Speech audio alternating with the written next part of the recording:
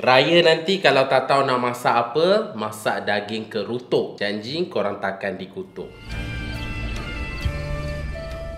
Masukkan bawang merah, halia, bawang putih, bawang kecil, cili kering, tambah sedikit air.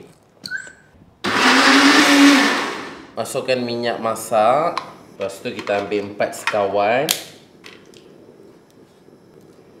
Masukkan dalam minyak. Masukkan serai. Masukkan bahan-bahan yang kita telah kisar tadi. Tambah sikit minyak. Tambah sikit garam. Masukkan rempah kerutuk. Lepas tu masukkan air bilas blender tadi tu. Masukkan kentang. Masukkan tangkai cendawan shiitake. Yang ni memang ada jual kat kedai-kedai vegetarian. Yang good replacement for beef or lamb lah. Daging merah, mushroom tapi rasa macam daging ya. Okey, kita masukkan saja. Masukkan santan. Masukkan kerisik. Tambah lagi air.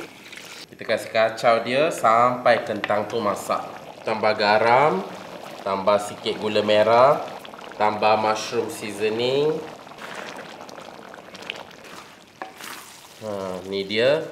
Kerutuk daging kita dah siap. Kalau nak lawa, bolehlah letak sikit cili merah.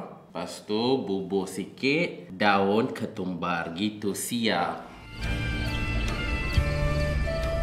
Sehijau Ramadan.